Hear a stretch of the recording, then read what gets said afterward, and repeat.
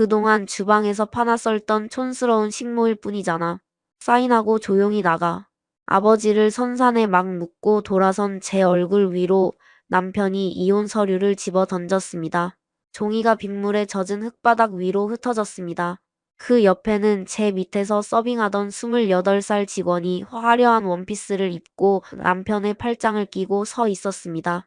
아버지 장례식 날 빈소가 아니라 제 인생의 장례식이었습니다. 그런데 그들은 몰랐습니다. 아버지가 떠나시기 전 장판 밑에 무엇을 숨겨두셨는지. 그 서류 한 장이 식당과 건물의 주인을 완전히 뒤바꿔 놓을 줄은. 안녕하세요. 오늘 사연 시청자 여러분. 아버지의 유언장 한 장으로 시댁을 발칵 뒤집어 놓은 은수 씨의 사연 지금 바로 시작하겠습니다. 아버지가 돌아가셨습니다. 40년을 하루도 빠짐없이 새벽 4시에 일어나 가마솥에 불을 지피시던 아버지가 끓는 솥단지 앞에서 쓰러지신 지 사흘 만에 눈을 감으셨습니다. 장례식장 빈소에는 국화꽃 향이 가득했고 저는 상복 소매로 연신 눈물을 훔치며 조문객들에게 고개를 숙이고 있었습니다. 그런데 상주인 남편 동수는 빈소 어디에도 보이지 않았습니다.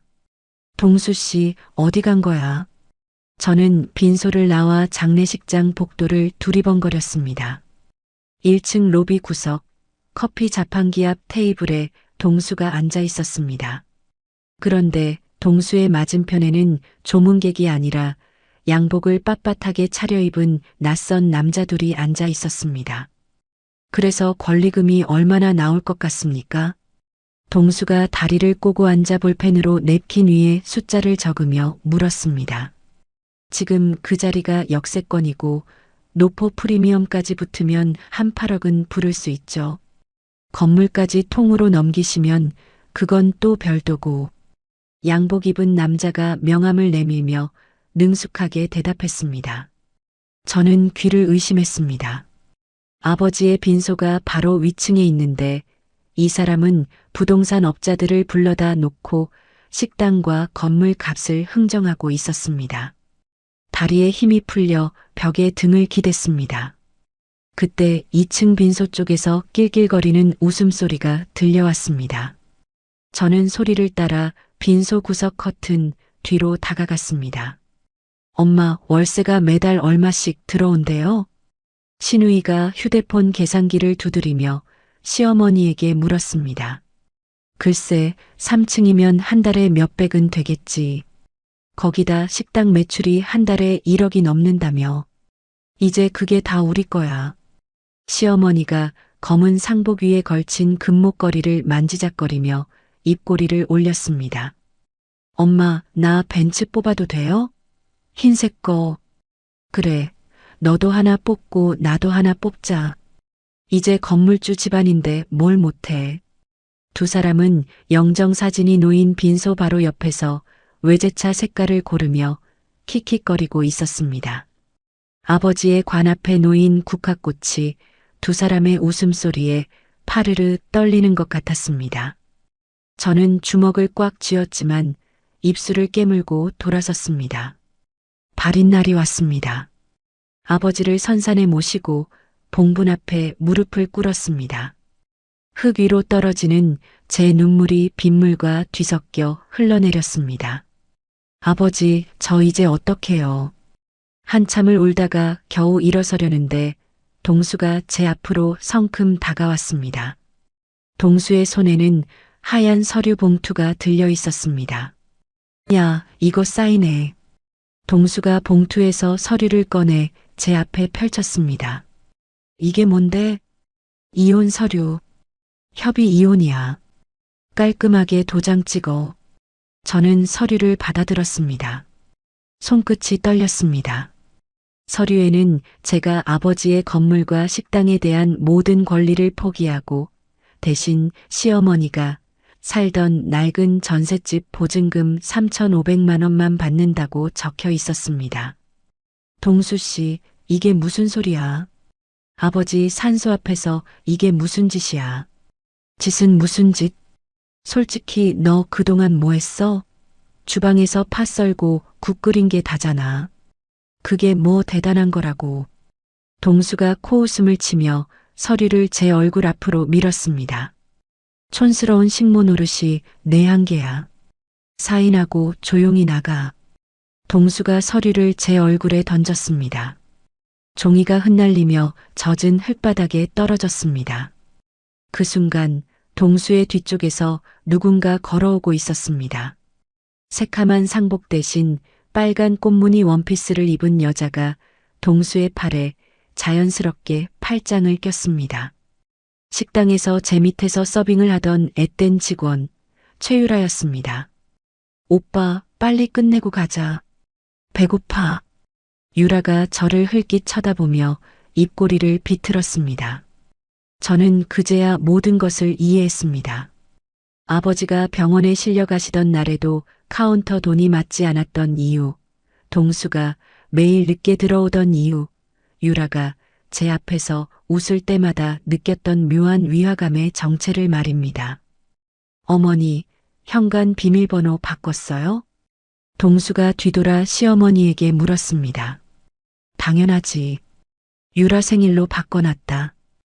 은수야, 이제 그 집에 내 짐은 없어. 내 아들 앞길 막지 말고 빈몸으로 나가라. 시어머니가 제 눈을 똑바로 쳐다보며 말했습니다. 저는 아무 말도 할 수 없었습니다. 입술이 터질 만큼 깨물었지만 소리가 나오지 않았습니다. 가족이라고 믿었던 사람들이 아버지의 봉분 앞에서 저를 내쫓고 있었습니다. 비가 쏟아지기 시작했습니다.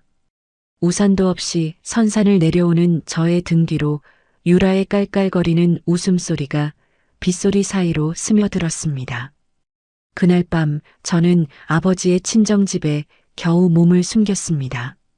텅 빈 방 안에서 아버지의 유품인 오래된 자개장을 열다가 장판 가장자리가 살짝 들떠 있는 것을 발견했습니다. 장판을 들추자 바닥에 누렇게 바른 서류 봉투 하나가 납작하게 붙어 있었습니다. 봉투 위에는 아버지의 삐뚤빼뚤한 글씨로 은수에게라고 적혀 있었고 봉투 안에서 낡은 명함 한 장이 떨어져 나왔습니다. 김태호 법률사무소, 변호사 김태호. 저는 명함을 가슴에 꼭 쥐고 멈추지 않는 눈물 속에서 봉투 안의 나머지 서류들을 한 장 한 장 펼쳐보기 시작했습니다. 떨리는 손끝으로 봉투 안의 서류를 한 장씩 꺼냈습니다. 첫 번째 서류에는 증여계약서라는 제목이 찍혀 있었고 아버지의 이름과 제 이름이 나란히 적혀 있었습니다. 3층 상가 건물의 소유권을 아버지가 생전에 저에게 넘겨두셨다는 내용이었습니다.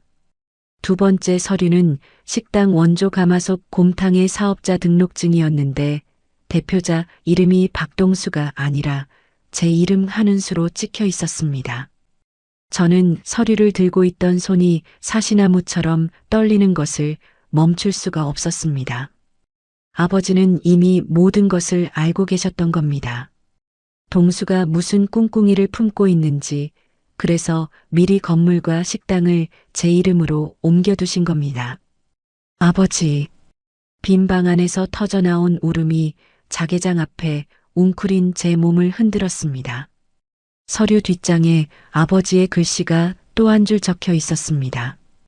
은수야, 힘들면 태호한테 가거라. 그 사람이 도와줄 거다.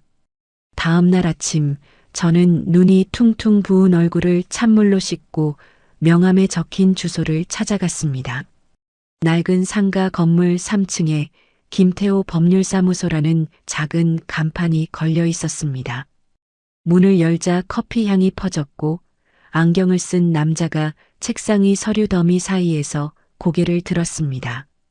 혹시 김태호 변호사님이신가요? 네, 맞습니다. 어떻게 오셨죠? 저는 떨리는 손으로 아버지의 명함을 내밀었습니다. 저 원조 가마솥 곰탕한 사장님의 딸입니다. 김태호 변호사가 명함을 받아들더니 손이 멈췄습니다. 안경 너머로 보이는 눈동자가 흔들렸습니다.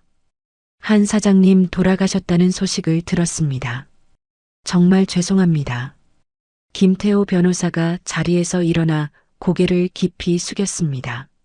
사장님이 아니었으면 저는 변호사가 못 됐습니다. 고시 공부하던 시절 밥 먹을 돈이 없어서 굶고 있었는데 사장님이 매일 국밥 한 그릇을 내주셨어요. 돈은 나중에 크게 되면 갚으라고 하셨죠. 김태호 변호사가 목소리를 가다듬으며 말했습니다. 저는 의자에 앉아 지난 며칠간 벌어진 일을 처음부터 끝까지 쏟아냈습니다. 장례식장에서 동수가 부동산 업자를 불렀던 일, 이혼 서류를 얼굴에 던진 일, 유라가 팔짱을 끼고 나타난 일, 시어머니가 현관 비밀번호를 바꾼 일까지 한마디도 빠짐없이 말했습니다. 김태호 변호사가 주먹으로 책상을 한번 내리쳤습니다. 그 인간이 장인어른 빈소에서 그런 짓을 했단 말입니까? 변호사님, 그런데 지금 동수가 식당 간판도 자기 이름으로 바꾸고 유라를 지배인 자리에 앉혔다고 합니다. 뭐라고요? 그것만이 아닙니다. 아버지를 40년 동안 도와주셨던 주방 이모들을 냄새난다는 이유로 다 내쫓았다고요. 김태호 변호사가 안경을 벗고 미간을 세게 눌렀습니다. 은수 씨, 이 증여 계약서와 등기 서류는 완벽합니다. 법적으로 건물과 식당의 주인은 은수 씨예요. 박동수는 아무 권리도 없습니다. 그럼 저 사람들을 내보낼 수 있는 건가요? 내보내는 정도가 아닙니다. 김태호 변호사가 안경을 다시 쓰며 낮은 목소리로 말했습니다. 일단 식당 장부부터 확인해야 합니다. 이 사람들이 돈에 손을 안 댔을 리가 없어요. 김태호 변호사는 그날부터 식당의 최근 3년치 장부를 샅샅이 뒤지기 시작했습니다. 사흘 뒤 김태호 변호사가 저를 급히 불렀습니다. 은수 씨, 이거 보십시오. 김태호 변호사가 펼쳐놓은 장부에는 식자재 납품 단가가 빼곡히 적혀 있었습니다. 소고기 한 근에 실제로는 2만 원인데 장부에는 5만 원으로 올려놨습니다. 이 차액이 3년 동안 쌓이면 수억 원입니다. 박동수와 최유라가 단가를 부풀려서 현금을 빼돌린 겁니다. 가슴이 철렁 내려앉았습니다. 아버지가 새벽부터 밤까지 솥단지 앞에서 끓인 땀의 대가를 그들이 훔쳐간 겁니다. 김태호 변호사의 조언대로 저는 동수 앞에서 아무것도 모르는 척 굴었습니다. 시어머니가 아버지의 짐을 쓰레기 봉투에 담아 내다 버려도 시누이가 식당 돈으로 백화점 명품관을 휩쓸고 다녀도 이를 악물고 참았습니다. 동수가 완전히 방심한 어느 저녁 식당 문을 닫은 뒤 저는 몰래 사무실에 들어가 CCTV 녹화 장치 앞에 섰습니다. 동수와 유라가 카운터에서 현금 다발을 빼내는 장면, 둘이 나란히 붙어 앉아 웃는 장면이 날짜별로 고스란히 저장되어 있었습니다. 저는 손을 떨면서도 영상을 USB에 한 건도 빠짐없이 복사했습니다. 며칠 뒤 김태호 변호사에게서 다급한 전화가 왔습니다. 은수 씨, 큰일입니다. 박동수가 은수 씨 인감도장과 신분증을 몰래 가져가서 서류를 꾸며 건물을 담보로 은행에서 거액의 대출을 받았습니다. 네, 제 이름으로요? 네. 그 돈으로 최유라 이름으로 아파트 계약까지 끝냈습니다. 은행에서 확인한 서류를 다 확보했습니다. 수화기를 쥔 손에 힘이 들어갔습니다. 이건 단순히 돈을 훔친 게 아니었습니다. 제 이름을 도용해서 서류를 꾸민 것은 감옥에 가는 범죄라고 김태호 변호사가 단호하게 말했습니다. 그 무렵 동네 시장 골목을 지나갈 때마다 상인들의 수군거림이 제 등을 찔렀습니다. 저 며느리가 시아버지 재산 다 해먹고 도망쳤대. 시어머니가 그러는데 효도는커녕 돈만 챙겨서 나갔다더라. 시어머니가 동네방네 퍼뜨린 거짓말이 저를 도망친 며느리로 만들어 놓았습니다. 이를 꽉 깨물며 고개를 숙이고 골목을 빠져나왔습니다. 그러던 어느 저녁 김태호 변호사에게서 기다리던 연락이 왔습니다. 은수 씨, 준비 다 끝났습니다. 법원에서 강제로 내보내는 명령서가 나왔고, 해고, 통지서도 완벽하게 갖춰놨습니다. 저는 전화기를 내려놓고 창밖을 바라보았습니다. 비가 그치고 맑아진 하늘 아래로 식당 건물의 지붕이 보였습니다. 아버지가 평생을 지키셨던 그 건물입니다. 법원의 명령서를 받은 다음 날, 저는 아버지의 자개장 서랍에서 꺼낸 하얀 블라우스를 입었습니다. 거울 앞에 서서 부은 눈을 찬 수건으로 눌렀습니다. 오늘만큼은 울지 않겠다고 거울 속의 제 얼굴을 똑바로 보며 다짐했습니다. 낮 12시 식당 앞에 도착하자 김태호 변호사가 법원 집행관 2명과 함께 서 있었습니다. 은수 씨, 괜찮으시겠습니까? 김태호 변호사가 서류 가방을 두드리며 물었습니다. 네, 가겠습니다. 점심시간이라 식당 안에서는 그릇 부딪히는 소리와 웅성거리는 손님들의 목소리가 흘러나왔습니다. 저는 유리문을 잡고 힘껏 밀었습니다. 카운터 안에서 유라가 돈을 세고 있었습니다. 홀 한가운데서는 동수가 팔짱을 끼고 서서 새로 들어온 직원에게 소리를 지르고 있었습니다. 창가 자리에서는 시어머니와 시누이가 마주 앉아 된장찌개를 떠먹고 있었습니다. 유라가 먼저 저를 발견했습니다. 어머, 언니, 여기 왜 왔어? 직원 모집은 안 하는데. 유라가 지폐를 손가락으로 튕기며 킥킥거렸습니다. 동수가 고개를 돌려 저를 보더니 미간을 찌푸렸습니다. 야, 너 아직도 정신을 못 차렸어? 사인하라고 했지. 동수 씨, 저는 한 발짝 앞으로 나갔습니다.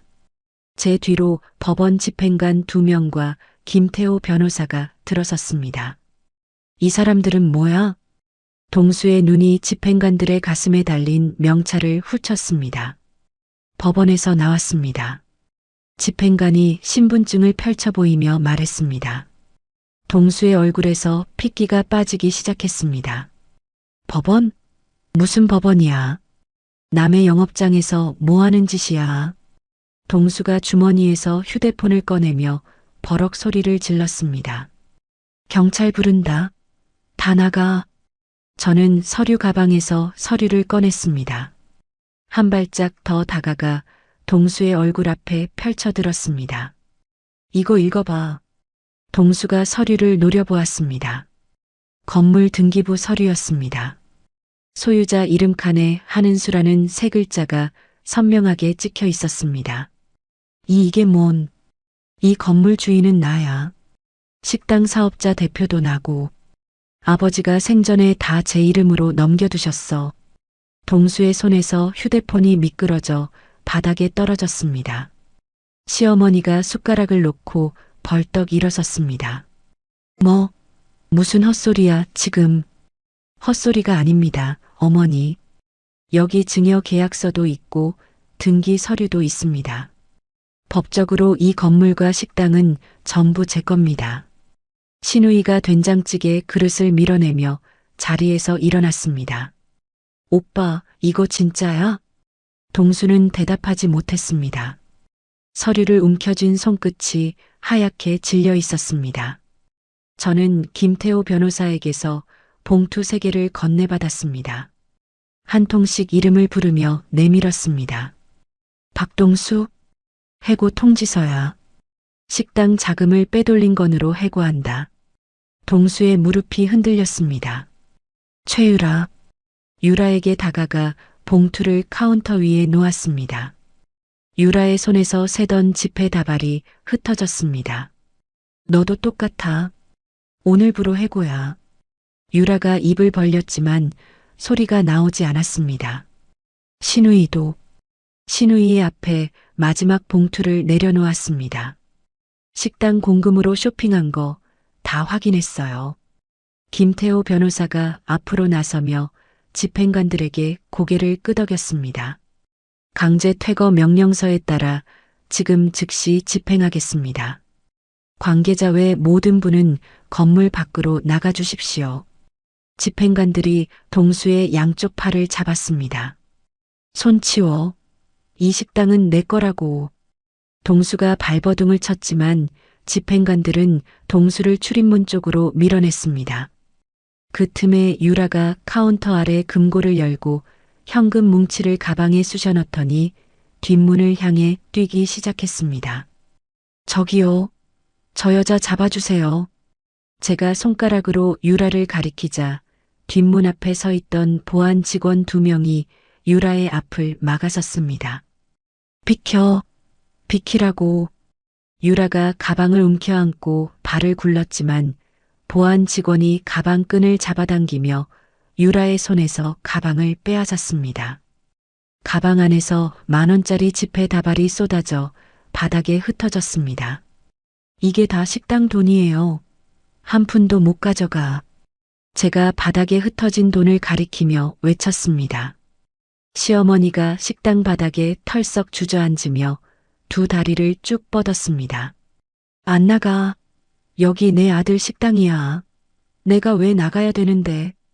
시어머니가 바닥을 손바닥으로 내리치며 악을 썼습니다. 집행관님, 이분이 계속 버티시면 영업방해로 처리해 주십시오. 김태호 변호사가 차분하게 말했습니다. 집행관이 시어머니에게 다가가 팔을 잡아 일으키자 시어머니는 몸을 비틀며 소리를 질렀습니다. 세상에 며느리가 시어미를 끌어내. 이런 천벌 받으려니.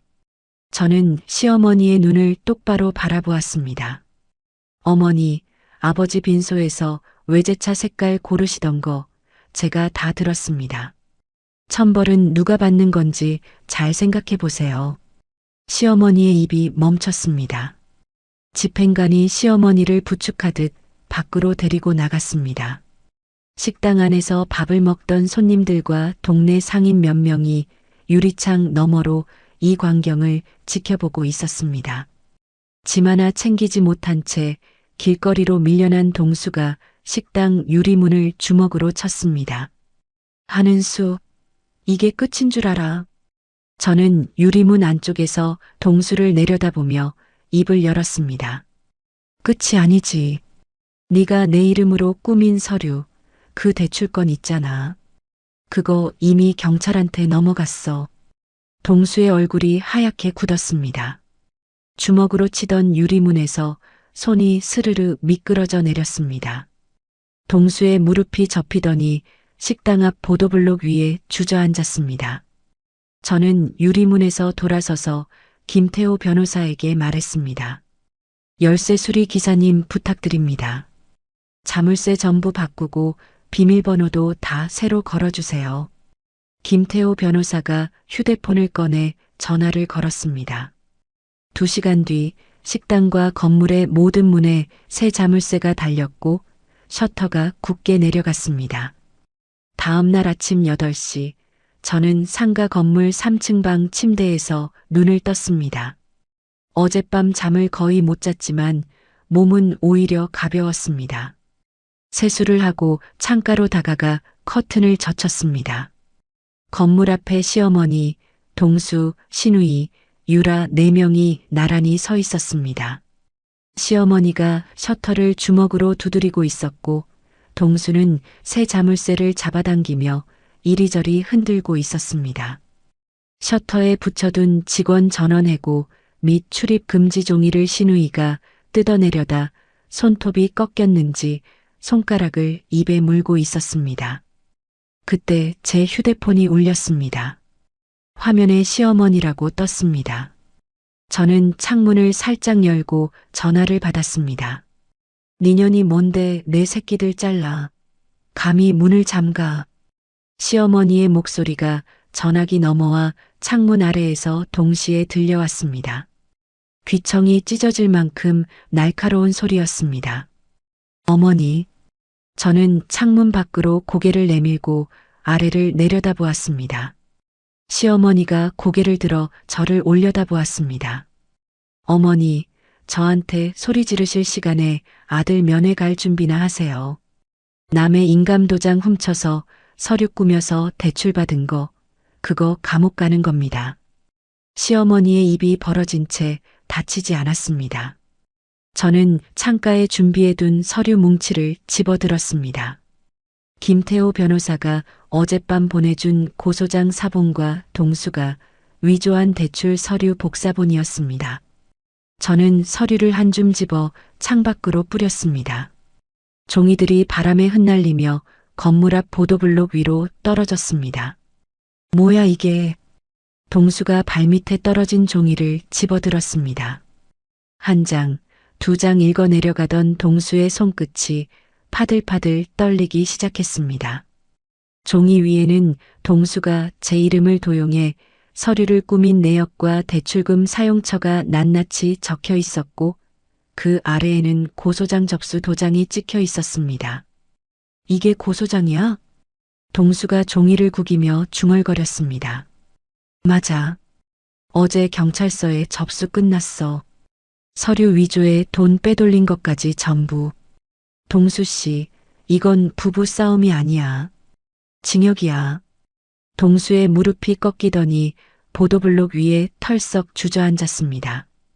이마에 식은땀이 줄줄 흘러내렸습니다. 그때까지 옆에서 팔짱을 끼고 서 있던 유라가 동수의 어깨를 흔들었습니다. 오빠, 이거 진짜야? 나한테 아무 문제 없다고 했잖아. 아파트도 깨끗한 돈이라며. 시끄러워. 지금 내가 그걸 신경 쓸 때야. 동수가 유라의 손을 뿌리치며 소리를 질렀습니다. 시어머니가 바닥에 흩어진 서류를 한 장 집어들고 읽다가 얼굴이 새파랗게 질렸습니다. 동수야, 대출이 뭐야? 서류를 꾸미다니 그게 무슨 소리야? 엄마, 나중에 얘기해. 나중은 무슨 나중이야. 이게 다 전현 때문이잖아. 시어머니가 벌떡 일어나더니 유라의 머리채를 움켜잡았습니다. 내년이 내 아들을 꼬셔서 이 지경을 만든 거지. 이 여우 같은 년아. 유라가 비명을 지르며 시어머니의 손목을 잡아 뜯으려 했습니다. 아줌마 미쳤어. 손 놔요. 다 동수 오빠가 시킨 거라고. 뭐, 우리 동수가 그런 애가 아니야. 내년이 꼬드긴 거지. 신우이가 뛰어들어 유라의 팔을 잡아 비틀었습니다. 오빠 인생 망친 게 너잖아. 이 빌붙는 것 좀 봐라.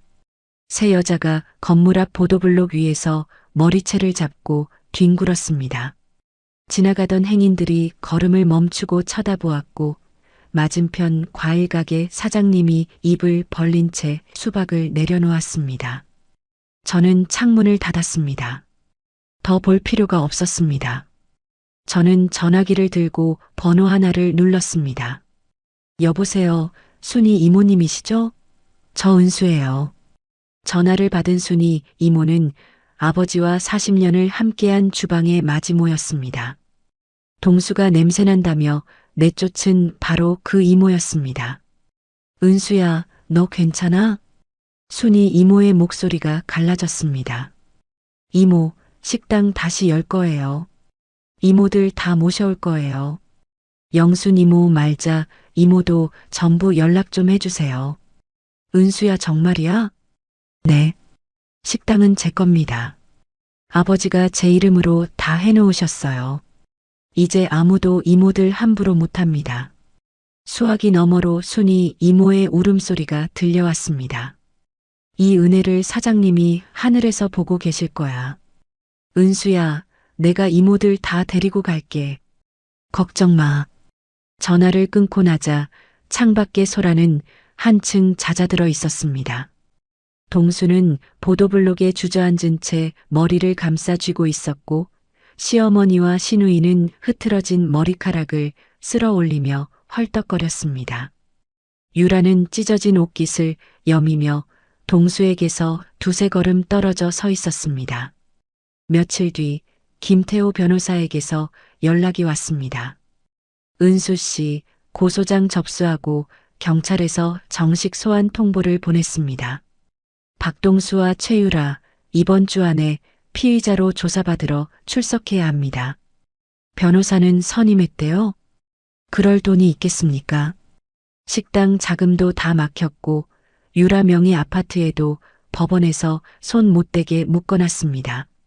시어머니와 시누이 통장도 마찬가지고요. 저는 고개를 끄덕이며 수화기를 내려놓았습니다. 그날 저녁 시내 백화점 VIP 라운지에서 커피를 마시던 시어머니가 계산대 앞에서 카드를 내밀었습니다. 죄송합니다, 고객님. 이 카드는 사용이 정지되어 있습니다. 직원이 카드를 돌려주며 말했습니다.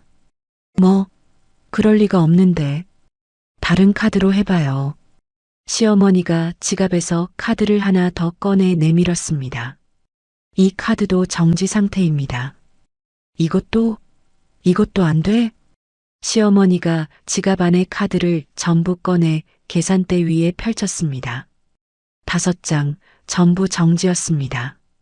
뒤에 줄을 선 손님들이 고개를 빼고 쳐다보기 시작했습니다. 손님, 줄이 밀리는데 다음에 다시 오시겠어요?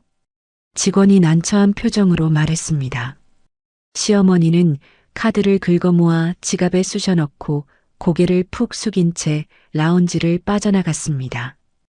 유리문을 나서는 시어머니의 등이 어제까지의 건물주 사모님이 아니라 쪼그라든 노인의 것이었습니다. 동수와 유라가 경찰 조사를 받고 나온 지 닷새째 되던 날이었습니다. 저는 순이 이모, 영순 이모 말자 이모를 다시 모시고 식당 재개장을 준비하고 있었습니다. 주방 구석구석을 닦고 가마솥에 사골을 넣고 불을 올렸습니다. 아버지가 살아계실 때와 똑같은 냄새가 주방을 채우자 순이 이모가 앞치마로 눈물을 훔쳤습니다. 사장님 냄새다 은수야. 꼭 사장님이 옆에 계신 것 같아. 그날 밤이었습니다. 영업 준비를 마치고 문을 잠근 뒤 집에 올라가 잠이 들었는데 새벽에 골목에서 무언가 쿵쿵거리는 소리가 났습니다. 저는 커튼을 젖혔지만 골목은 어두웠고 아무것도 보이지 않았습니다. 다음 날 아침 9시 식당 문을 열고 영업 준비를 하려는데 현관 앞에 낯선 남자 2명이 서 있었습니다. 원조 가마솥 곰탕 맞죠? 구청 위생 단속 나왔습니다. 양복을 입은 남자가 명찰을 보여주며 말했습니다. 위생 단속이요? 갑자기요? 민원이 들어왔습니다. 주방 뒷문 쪽 확인 좀 하겠습니다. 남자 둘이 식당 안으로 들어와 주방을 지나 뒷문을 열었습니다. 뒷문 밖 쓰레기통 주변에 검은 비닐봉지 여러 개가 널브러져 있었고 봉지 사이로 시커멓게 변한 고깃덩이가 흘러나와 있었습니다. 파리가 들끓었고 코를 찌르는 악취가 올라왔습니다. 이게 뭡니까? 음식점 뒤에 썩은 고기가 이렇게 방치되어 있으면 어떡합니까? 위생과 직원이 휴대폰으로 사진을 찍으며 목소리를 높였습니다. 잠깐만요. 이건 저희가 버린 게 아닙니다. 어젯밤까지 여기 아무것도 없었어요. 순이 이모가 앞치마를 움켜쥐며 소리쳤습니다. 증거가 눈앞에 있는데 무슨 소리입니까? 영업정지 처분 들어갑니다. 위생과 직원이 서류를 꺼내며 딱딱하게 말했습니다. 저는 썩은 고기 봉지를 내려다보았습니다. 어젯밤 들었던 쿵쿵거리는 소리가 머릿속을 스쳤습니다. 누군가 새벽에 일부러 이것을 가져다 놓은 겁니다. 변호사님한테 먼저 연락하겠습니다. 처분은 잠깐만 기다려 주십시오. 저는 간신히 목소리를 가다듬으며 말했지만 위생과 직원은 고개를 저으며 사진만 계속 찍었습니다. 그날 오후부터 일이 걷잡을 수 없이 커졌습니다. 동네 엄마들이 모이는 인터넷 맘카페에 글이 올라오기 시작한 겁니다. 원조 가마솥 곰탕 주방에서 쥐봤어요. 절대 가지 마세요. 남은 반찬 재사용하는 거 제가 직접 봤습니다. 사진 첨부합니다. 아이 데리고 갔다가 머리카락 나왔어요. 구역질 났습니다. 글마다 다른 이름이었지만 말투가 비슷했고 첨부된 사진은 우리 식당이 아닌 다른 곳에서 찍은 것이 분명했습니다. 하지만 글은 삽시간에 퍼졌고 댓글마다 분노가 들끓었습니다. 이틀 만에 식당 앞에 항의하는 손님들이 몰려들었습니다.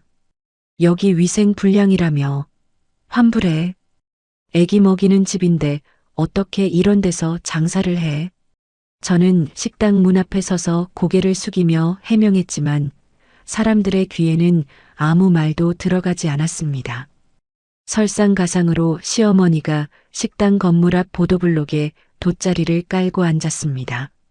손으로 직접 쓴 플랜카드를 머리 위로 들고 있었습니다. 악독한 며느리가 재산 독차지, 시어미를 길바닥에 내쫓았습니다.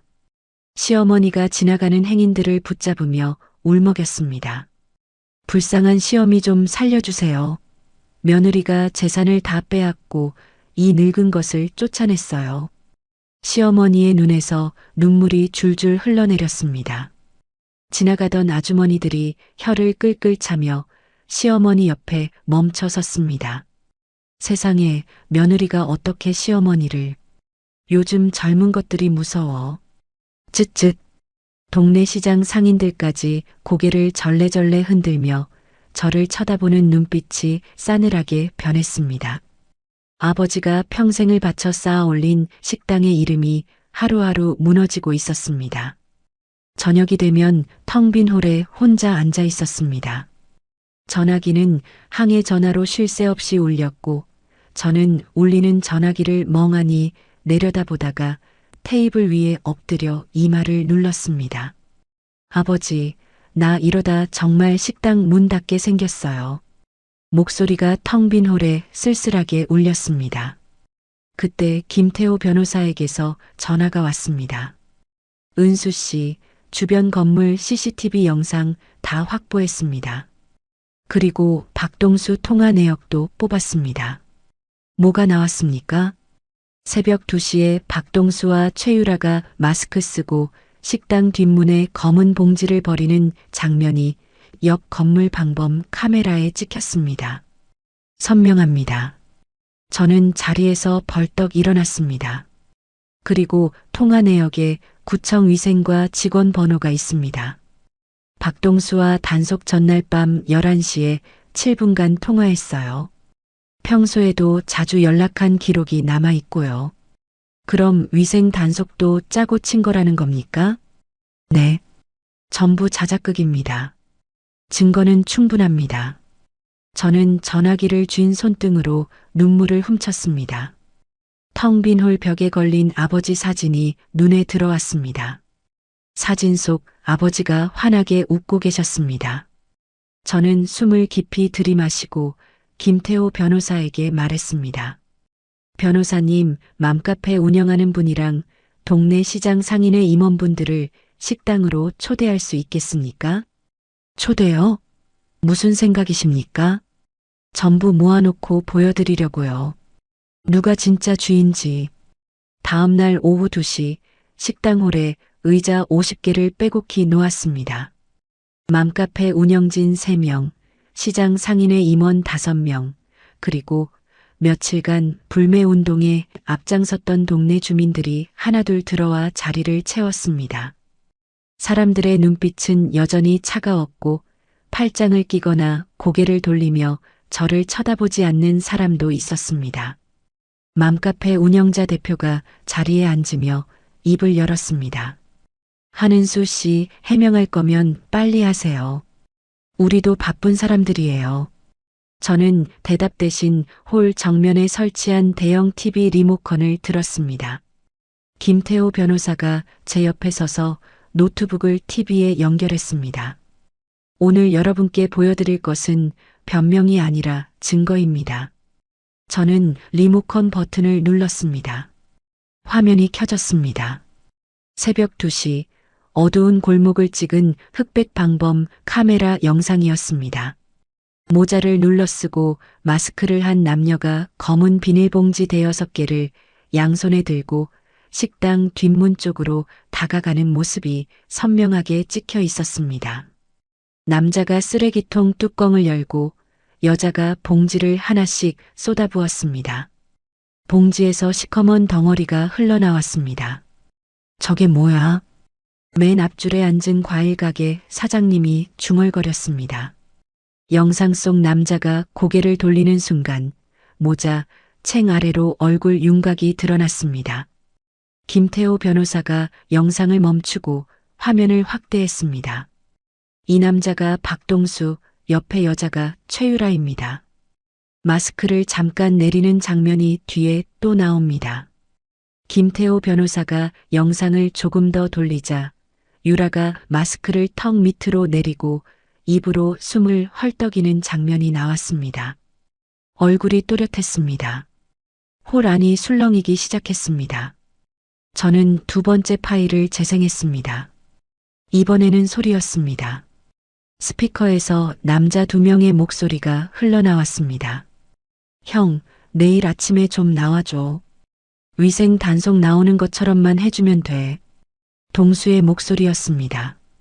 야, 내가 공무원인데 그렇게 대놓고 하면 어떡해. 형, 걱정 마. 썩은 거 갖다 놓을 테니까 형은 와서 사진 찍고 영업정지 서류만 끊어줘. 나중에 내가 크게 쏠게. 알았다. 근데 한 번이야. 딱 한 번. 녹음이 끝나자 홀 안이 쥐 죽은 듯 조용해졌습니다. 위생 단속이 사전에 짜여진 각본이었다는 것을 모든 사람이 두 귀로 직접 들은 겁니다. 상인의 임원인 정육점 사장님이 의자에서 몸을 앞으로 숙이며 입을 열었습니다. 그러면 위생 불량이 전부 거짓이었다는 거요? 네. 다음 증거를 보시면 더 분명해집니다. 저는 세 번째 화면을 띄웠습니다. 맘카페 게시판 화면이었습니다.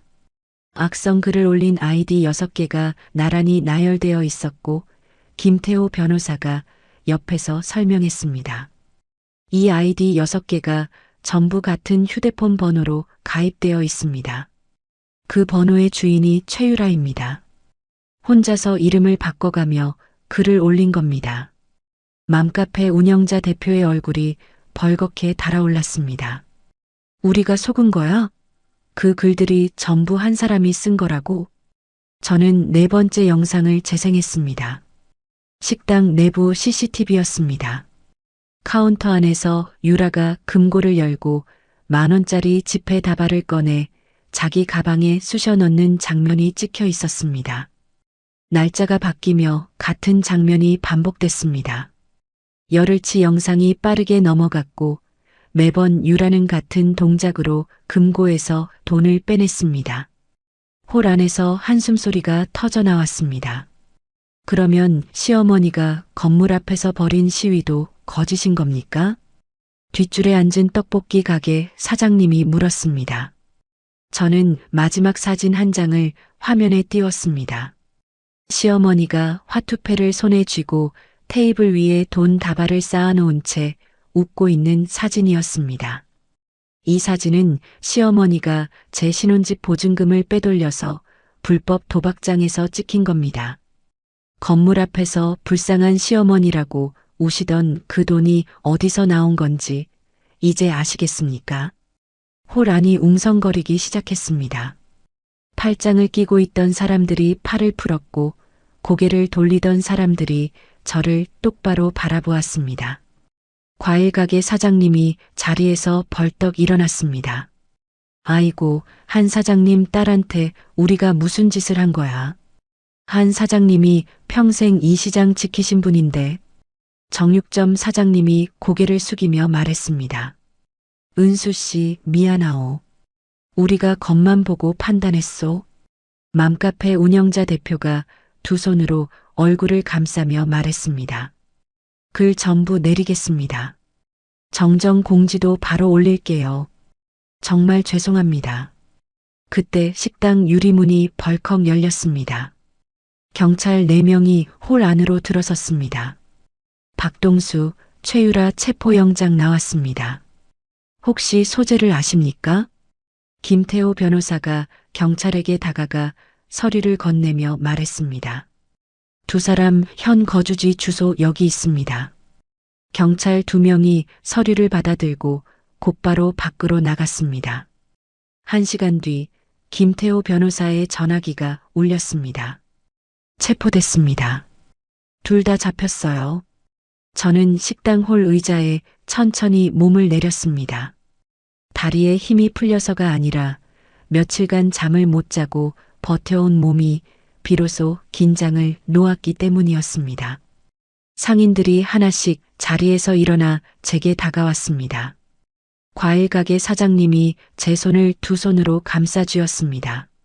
한 사장님 딸이 이렇게 독한 줄 몰랐어. 아버지가 하늘에서 얼마나 대견해 하실까. 저는 입술을 꽉 깨물었지만 눈물이 턱을 타고 흘러내렸습니다.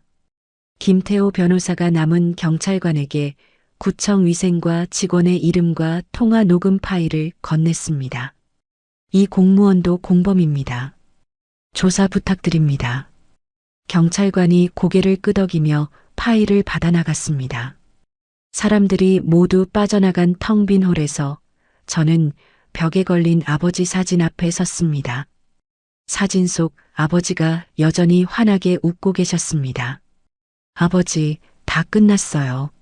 저는 사진 앞에서 한참을 서 있었습니다.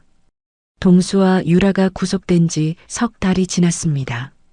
그 사이 저는 하루도 빠짐없이 새벽 4시에 일어나 가마솥에 불을 지폈습니다. 아버지가 그러셨던 것처럼 사골이 뽀얗게 우러날 때까지 솥 앞을 지켰습니다. 재판날이 왔습니다. 저는 김태호 변호사와 나란히 법원 방청석에 앉았습니다. 죄수복을 입은 동수가 법정 안으로 들어왔습니다. 석 달 만에 본 동수의 얼굴은 볼이 쑥 들어가 있었고 눈 밑에 시커먼 그림자가 내려앉아 있었습니다. 동수 옆으로 유라가 들어왔는데 화장기 없는 얼굴이 형광등 아래에서 헬쑥하게 빛났습니다. 두 사람은 고개를 숙인 채 피고인석에 섰습니다. 재판은 길지 않았습니다. 증거가 너무 명확했기 때문입니다. CCTV 영상, 통화 녹음, 위조된 대출 서류, 장부 조작 내역까지 전부 제출되어 있었습니다. 판사가 판결문을 읽기 시작했습니다. 피고인 박동수, 징역 3년을 선고합니다. 동수의 어깨가 앞으로 꺾이듯 무너졌습니다. 피고인 최유라, 징역 2년을 선고합니다. 유라가 두 손으로 얼굴을 감싸며 흐느꼈습니다. 방청석 뒤쪽에서 시어머니의 목소리가 터져 나왔습니다. 우리 동수가 뭘 잘못했다고. 다 그 며느리가 꾸민 거라고. 법원 경위가 시어머니에게 다가가 조용히 하라고 말했지만 시어머니는 방청석 의자 팔걸이를 움켜쥐고 놓지 않았습니다. 저는 뒤를 돌아보지 않았습니다. 김태호 변호사가 제 손등을 가볍게 두드렸습니다. 은수 씨, 잘 버텨주셨습니다. 재판이 끝난 뒤 법원 복도에서 동수와 마주쳤습니다. 수갑을 찬 동수가 경찰 2명 사이에 서서 호송차를 기다리고 있었습니다. 저는 가방에서 서류 봉투를 꺼냈습니다. 빼돌린 식당 자금과 식당 명예를 망가뜨린 것에 대한 손해배상 청구서였습니다. 저는 동수의 발밑에 그 서류를 떨어뜨렸습니다. 종이가 법원 복도 바닥에 펼쳐졌습니다. 동수가 고개를 들어 저를 올려다보았습니다. 은수야, 나 한 번만. 동수 씨. 저는 동수의 눈을 내려다보며 말했습니다. 아버지 산소 앞에서 내 얼굴에 이혼 서류 던졌을 때 기억나? 이건 그때 못 돌려준 거야. 동수의 입술이 파르르 떨렸지만 아무 말도 나오지 않았습니다. 경찰이 동수의 팔을 잡아 끌었고 동수는 고개를 푹 숙인 채 복도 끝으로 끌려갔습니다. 유라는 제 앞을 지나가면서도 고개조차 들지 못했습니다. 석 달 전 아버지 장례식에서 빨간 원피스를 입고 동수의 팔짱을 끼던 당당함은 어디에도 없었습니다. 법원을 나서자 신우이가 계단 아래에서 기다리고 있었습니다. 올케, 제발 오빠 좀 봐줘. 엄마가 매일 밥을 못 먹어. 저는 걸음을 멈추지 않았습니다. 올케. 신우이가 제 팔을 잡았습니다. 저는 신우이의 손을 조용히 떼어내며 말했습니다. 아버지 짐을 쓰레기 봉투에 담아서 버린 거 잊은 거 아니죠? 식당 돈으로 백화점 돌아다닌 것도 저한테 할 말이 그것뿐이면 저는 갈 길 가겠습니다. 신우이의 손이 허공에 멈췄습니다. 저는 돌아보지 않고 계단을 내려갔습니다. 며칠 뒤 손해배상 재판 결과도 나왔습니다. 동수 일가가 빼돌린 돈과 식당에 끼친 피해를 모두 갚으라는 판결이었습니다. 가압류에 둔 동수 일가의 재산은 한 푼도 남기지 않고 제게 돌아왔습니다. 시어머니와 시누이는 수억 원의 빚을 떠안았습니다. 시어머니의 금목걸이도 시누이가 사모은 명품 가방도 전부 빚쟁이들 손에 넘어갔습니다. 소문에 의하면 두 사람은 빚쟁이들을 피해 허름한 여관방을 전전하며 식당 설거지 일을 한다고 했습니다. 아버지 장례식장에서 외제차 색깔을 고르며 킥킥거리던 두 사람의 모습이 떠올랐지만 저는 고개를 저으며 그 기억을 지웠습니다. 모든 재판이 끝난 다음 주 저는 순이 이모와 함께 아버지의 오래된 레시피 노트를 펼쳤습니다. 기름때가 묻고 모서리가 다른 노트에는 아버지의 삐뚤빼뚤한 글씨로 곰탕 끓이는 순서가 빼곡히 적혀 있었습니다. 순이 이모, 이 레시피대로 다시 처음부터 해봐요. 그래, 은수야. 사장님, 곰탕 맛 그대로 살려보자. 순이 이모가 소매를 걷어붙이며 고개를 끄덕였습니다. 맘카페에 올라왔던 거짓글은 전부 삭제되었고 대신 운영자가 직접 쓴 정정글이 올라왔습니다. 위생불량은 전 남편이 꾸민 자작극이었다는 내용이 상세하게 적혀 있었고 댓글마다 미안하다는 글이 줄을 이었습니다. 식당을 다시 연 첫날 문을 열자마자 줄이 늘어섰습니다. 시장 상인들이 가장 먼저 왔습니다. 은수야, 곰탕 2그릇, 아니 3그릇. 과일가게 사장님이 문을 열며 크게 소리쳤습니다. 점심시간이 되자 홀에 빈자리가 하나도 없었습니다. 순이 이모가 주방에서 땀을 닦으며 웃었습니다. 은수야, 매출이 예전 2배는 되겠다. 그날 저녁 영업을 마치고 홀 정리를 하는데 김태호 변호사가 식당 문을 열고 들어왔습니다.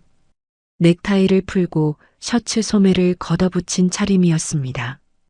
변호사님, 이 시간에 웬일이세요? 일 끝나고 곰탕 한 그릇 먹으러 왔습니다. 김태호 변호사가 창가 자리에 앉으며 웃었습니다. 저는 주방에서 각 끓여낸 곰탕 2그릇을 가져와 마주 앉았습니다. 변호사님, 그동안 정말 감사했습니다. 감사는요? 한 사장님 은혜를 조금이나마 갚은 겁니다. 김태호 변호사가 국물을 한 숟갈 떠서 입에 넣더니 눈을 감았습니다. 이 맛이에요. 고시 공부할 때 한 사장님이 끓여주시던 그 맛. 저는 맞은편에서 곰탕 그릇을 두 손으로 감싸주며 김태호 변호사의 편안한 얼굴을 바라보았습니다. 1년이 흘렀습니다. 벚꽃이 식당 앞마당까지 날려 들어오는 4월의 어느 날 저는 카운터에 앉아 예약 전화를 받고 있었습니다. 네, 원조 가마솥 곰탕입니다. 토요일 점심 15명이요? 네, 자리 잡아두겠습니다. 전화를 끊자마자 또 울렸습니다.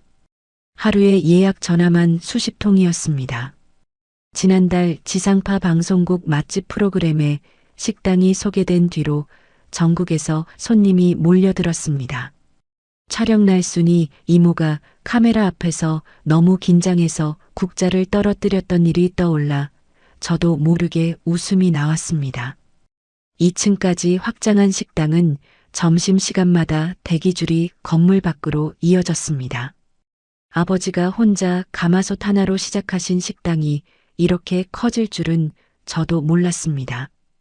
은수야, 우체국에서 또 왔다. 순이 이모가 주방에서 나오며 하얀 봉투 하나를 내밀었습니다. 보낸 사람 이름칸에 박동수라고 적혀 있었습니다. 교도소 주소가 찍힌 봉투였습니다. 매달 어김없이 왔습니다. 처음 몇 달은 봉투를 보기만 해도 손끝이 떨렸지만 이제는 아무런 감정도 들지 않았습니다. 저는 봉투를 열어보지 않은 채 접어서 카운터 옆 폐지 수거함에 넣었습니다. 안 읽어? 순이 이모가 물었습니다. 읽을 게 없어요, 이모. 순이 이모가 고개를 끄덕이며 다시 주방으로 들어갔습니다. 점심 영업이 끝난 뒤 상인의 사무실에 들렀습니다. 석 달 전 상인들이 저를 시장 상인의 임원으로 추대했습니다. 처음에는 사양했지만 과일 가게 사장님이 제 손을 붙잡고 놓아주지 않았습니다. 한 사장님 딸이 이 시장을 안 지키면 누가 지켜? 네가 해야 돼. 상인의 사무실 책상 위에 민원 서류가 쌓여 있었습니다. 옆골목 분식집 사장님이 건물주한테 부당하게 쫓겨날 처지라는 내용이었습니다. 저는 서류를 읽으며 김태호 변호사에게 전화를 걸었습니다. 변호사님, 시장 옆 골목 분식집 건이요. 서류 좀 봐주실 수 있으세요? 보내주세요. 오늘 중으로 확인하겠습니다. 전화를 끊으며 창밖을 내다보았습니다. 1년 전만 해도 저를 손가락질하던 상인들이 이제는 골목에서 마주칠 때마다 허리를 굽혀 인사했습니다. 은수 씨, 오늘도 수고하셔. 여사장님, 우리 가게도 한번 들러요. 시장 골목을 걸을 때마다 사방에서 인사가 날아왔습니다. 쑥스럽기도 했지만 아버지가 이 시장에서 40년 동안 쌓아올린 정이 결국 제게 돌아온 것 같아 가슴 한쪽이 뜨거워졌습니다. 저녁 무렵 식당 앞마당에 나가 물을 주었습니다. 지난 가을에 심어둔 모란 묘목에 올봄 처음으로 봉오리가 맺혀 있었습니다. 아버지가 생전에 가장 좋아하셨던 꽃입니다. 사장님, 모란이 피려나 봐요. 영순 이모가 앞치마에 손을 닦으며 다가와 봉오리를 들여다보았습니다. 아버지가 좋아하셨을 거예요. 그럼 사장님이 하늘에서 얼마나 좋아하시겠어. 우리 은수가 이렇게 잘하는데. 영순 이모가 제 등을 토닥거렸습니다. 식당 안으로 돌아와 카운터 벽면에 걸린 아버지 사진을 올려다보았습니다.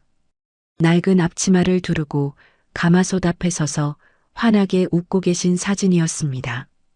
제가 25살 때 식당 10주년 기념으로 찍어드린 사진입니다. 아버지, 오늘도 잘 장사했어요. 부끄럽지 않은 딸이 될게요. 저는 사진을 향해 작게 인사를 했습니다. 밤 9시 영업을 마치고 셔터를 내렸습니다. 순이 이모와 영순 이모 말자 이모에게 이번 달 월급 봉투를 건넸습니다. 봉투가 평소보다 두툼했습니다. 은수야, 이거 너무 많은 거 아니야? 말자 이모가 봉투를 들어보며 눈을 둥그렇게 떴습니다. 아니에요. 이모들이 이만큼 받으셔야 해요.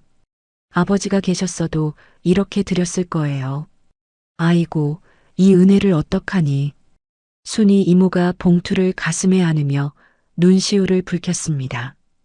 이모들을 보내고 홀 불을 끄려는데 유리문 밖에서 노크 소리가 났습니다. 김태호 변호사가 비닐봉지를 들고 서 있었습니다. 아직 안 들어가셨네요. 소주 한 병 사왔는데 괜찮으시면 같이 한잔할까요? 어서 오세요. 저는 주방에 들어가 가마솥 뚜껑을 열었습니다. 오늘 마지막으로 끓인 곰탕이 아직 뜨거운 김을 올리고 있었습니다. 국물을 뚝배기 2개에 넉넉히 담아 홀로 가져나왔습니다. 김태호 변호사가 창가 자리에 앉아 소주 뚜껑을 따고 있었습니다. 넥타이를 벗고 셔츠 윗단추를 풀어 헤친 편한 차림이었습니다. 오늘 분식집 건 확인해 봤는데요. 충분히 싸워볼 수 있습니다. 내일 사장님 모시고 한번 오시죠. 감사합니다, 변호사님. 감사는요. 이 동네 상인들 일이 제 일이죠. 김태호 변호사가 소주잔 2개에 술을 따랐습니다. 저는 잔을 들어 가볍게 부딪혔습니다. 곰탕 국물을 한 숟갈 떠입에 넣었습니다. 뜨겁고 진한 국물이 목을 타고 내려가며 온몸이 따뜻해졌습니다. 태호 씨, 저도 모르게 변호사님 대신 이름을 불렀습니다. 김태호 변호사가 소주잔을 내려놓으며 고개를 들었습니다. 그동안 정말 고마웠어요. 저야말로요. 은수 씨 아버지가 아니었으면 저는 지금 여기 없었을 겁니다. 김태호 변호사가 벽에 걸린 아버지 사진을 바라보며 조용히 말했습니다. 저도 아버지 사진을 올려다보았습니다. 사진 속 아버지가 우리 둘을 내려다보며 웃고 계신 것 같았습니다. 영업이 끝난 식당은 고요했습니다. 형광등은 꺼져 있었고 창밖 가로등 불빛만 홀 안으로 길게 들어와 있었습니다. 가마솥에서 마지막으로 올라오는 김이 주방 천장에 닿아 사라졌습니다. 소주잔을 기울이며 창밖을 보았습니다. 별빛이 내리는 시장 골목길 위로 벚꽃잎이 흩날리고 있었습니다. 상가 건물 꼭대기 3층, 새로 꾸민 제 방의 불이 환하게 켜져 있었습니다. 1년 전 아버지 산소 앞에서 비를 맞으며 쫓겨나던 그날의 저는 없었습니다. 지금 여기 가마솥 곰탕 냄새가 배어있는 이 자리에 앉은 저는 아버지가 남기신 식당을 지켜낸 건물주이자 시장 상인들이 믿고 따르는 여사장이자 더 이상 누구에게도 무시당하지 않는 한은수였습니다. 시청자 여러분, 오늘의 주인공 한은수 씨의 이야기가 공감할 수 있는 분도 있을 겁니다. 남의 인감 도장을 훔쳐 서류를 꾸미고 아내의 돈을 빼돌려 다른 여자와 아파트를 차린 남편 동수는 결국 징역 3년을 선고받고 죄수복을 입었습니다. 카운터에서 매일같이 현금을 훔치고 맘카페에 거짓 글을 퍼뜨리며 식당을 망하게 하려 했던 유라도 징역 2년을 받았죠. 아버지 빈소 옆에서 외제차 색깔을 고르며 킥킥거리던 시어머니와 시누이는 수억 원의 빚더미에 앉아 허름한 여관방을 전전하는 신세가 됐다고 하더라고요. 참 기가 막힌 인과응보입니다. 그런데 시청자 여러분, 은수 씨가 진짜 되찾은 게 뭘까요? 건물도 식당도 물론 소중하죠. 하지만 저는 그게 전부가 아니었다고 생각합니다. 파나 썰던 식모라는 말에 고개를 숙여야 했던 그 시간, 시댁 식구들 앞에서 켜켜이 쌓아온 서름, 남편에게 이혼 서류를 맞고도 아무 말 못하던 그 비참함. 은수 씨가 진짜 되찾은 건 짓밟혔던 자기 자신이었습니다. 더 이상 누구 집 며느리도 누구 밑의 식모도 아닌 당당한 한은수로 다시 서는 것. 그게 이 사연의 진짜 복수였던 거죠. 살다 보면 참 억울한 일을 겪을 때가 있습니다. 내가 흘린 땀을 남이 가로채고 내 진심을 호구 취급하는 사람을 만날 때도 있고요. 그래도 포기하지 마시라고 꼭 말씀드리고 싶습니다. 참고 버틴 시간은 반드시 내 편이 되어 돌아온다는 것을 은수 씨가 보여줬으니까요. 오늘 사연이 시원하셨다면 구독과 좋아요 꾹 눌러주시고요. 이야기를 끝까지 들어주신 분이 계시다면 잘 들었다고 댓글 하나만 남겨주세요.